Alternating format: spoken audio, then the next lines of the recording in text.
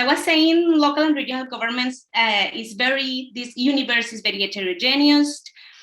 We have small towns, peripheral towns. Yeah, maybe we could change the, maybe I think it was before, but it's okay.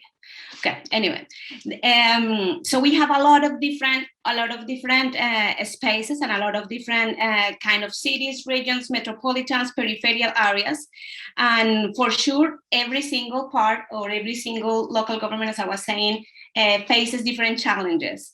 So risk management will not be the same in a metropolis, as I was saying, in a rural area, in a municipality, or in a city, for example, that is located in the coast or inland.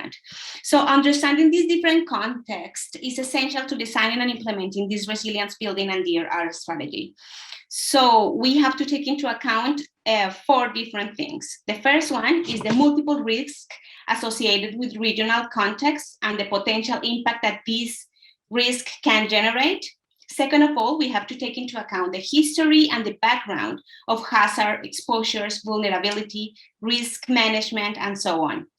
Third, we have to take into account the areas of opportunities for research or for recovery. For example, if it's an environmental area, if it's a social area, if it's an economic or an institutional area.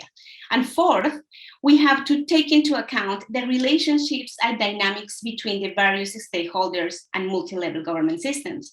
So if you can see in the presentations that we do have different kind of cities or different kind of regional, local and regional governments, and how they diverse and have different opportunities and different challenges and vulnerability.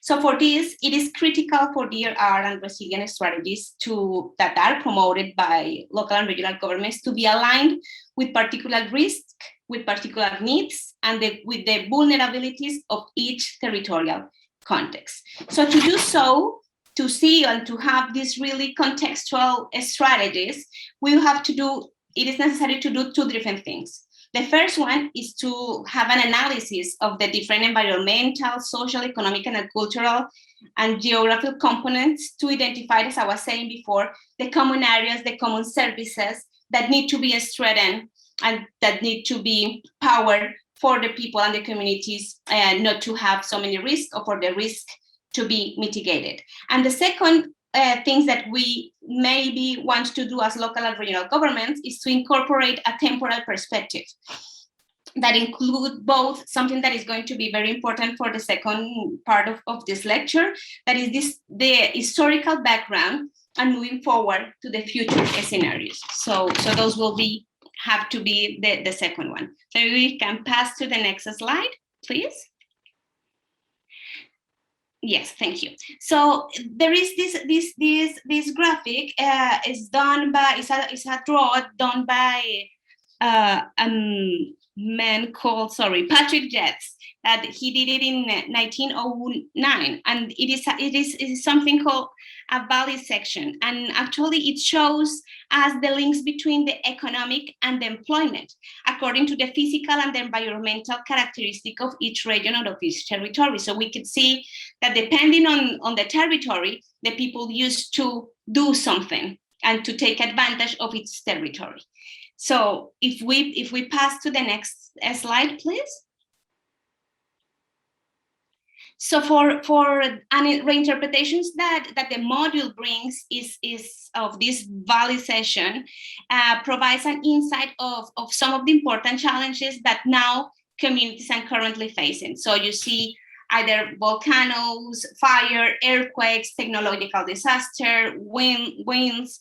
So it actually shows us these different challenges that communities are facing now. So this collective memory of a city, of a territory, will be crucial, and will inspire actually the building of future scenarios. And this is what I was saying that we have to take into account. We have to come from for building sound and better resilient strategies and DRR strategies, we have to come from the past, from the present and for the futures. We have to take into account the territories, what passed before, what were the social, economic, culturally, and environmental characteristics that actually drive this territory to be the present territory that is now. And with that information, we'll have to look forward to the future and to see how to create these DRR strategies. So with this, this is the first part of the lecture. So we see that it is very important to recognize the spatial part, the geographical part, and how these spatial, geographical, and also temporary aspects can actually help us build better DRR and building resilience.